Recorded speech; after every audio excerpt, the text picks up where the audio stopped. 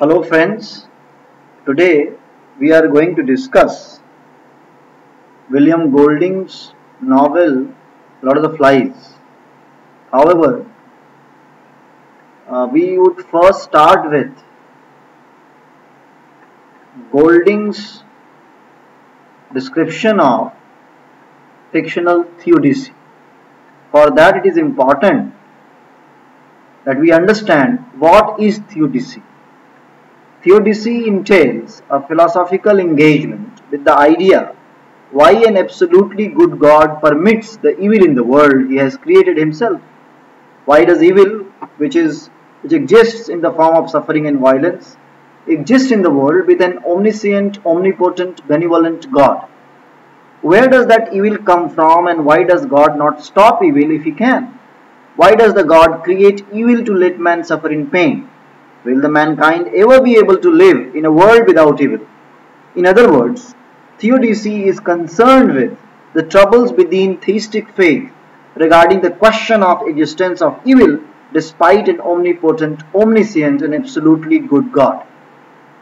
The so-called problem of evil has always vexed the Western saints, theologians and philosophers. It is said to have first raised by Epicurus.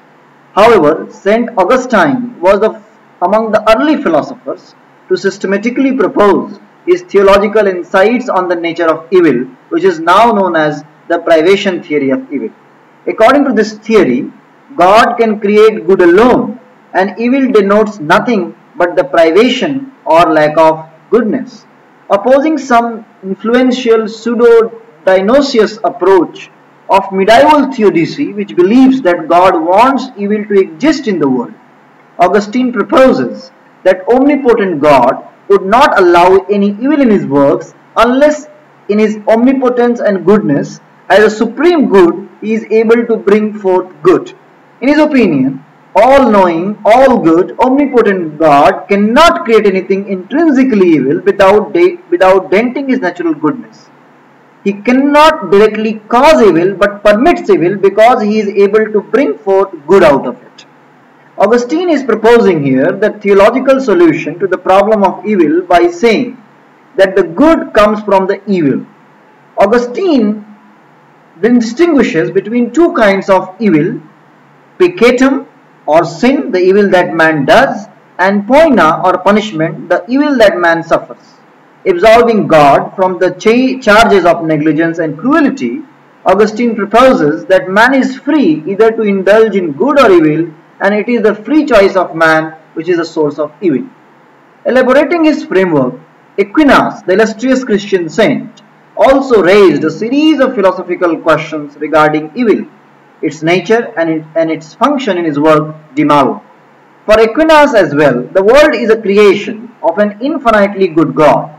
Therefore, the origin of evil cannot be attributed to him.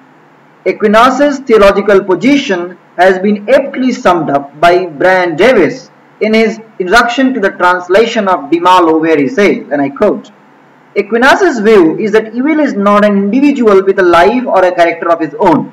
He also thinks that it is not a positive quality, like being a square or being plastic. In the De Malo and elsewhere, Aquinas distinguishes between what he calls malum pione, literally meaning evil of penalty, and malum culpae, literally meaning evil of fault.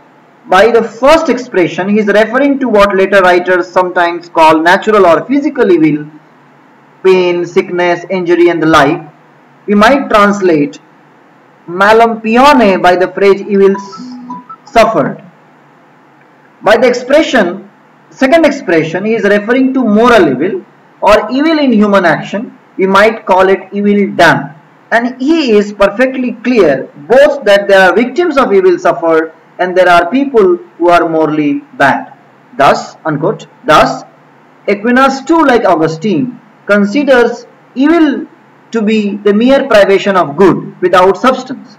For him, it is important to make a distinction between natural evil and moral evil, wherein the former implies non-voluntary suffering resulting from a voluntary deviation from the good, while the latter refers to voluntary deviation from the good.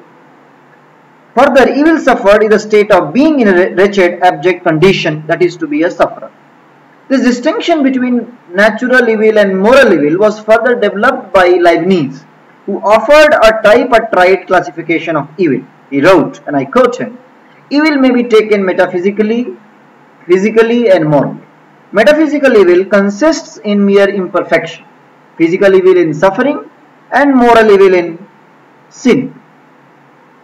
In Leibniz's taxonomy of evil, metaphysical evil implies the limitation and original imperfection of creatures. Physical evil refers to suffering they experience, and moral evil entails sinning.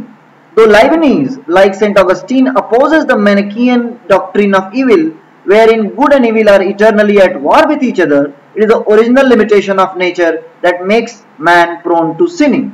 However, man, according to Leibniz, exists not without human freedom. And I quote him, "To wish that God should not give free will to rational creatures is to wish that there be none of these creatures, and to wish that God should prevent them from misusing it is to wish that there be none but these creatures alone, together with what was made for them only.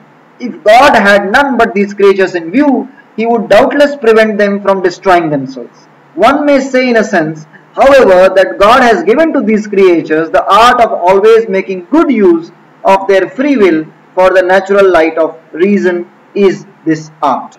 Therefore, Leibniz considers that God has endowed mankind with free will, and the moral evil arises an individually free act. Alright, so what I have been trying to tell you so far, that Golding's fictional theodicy, wherein he is trying to debate the question of evil, dates back to pre-Christian and Christian theodicy.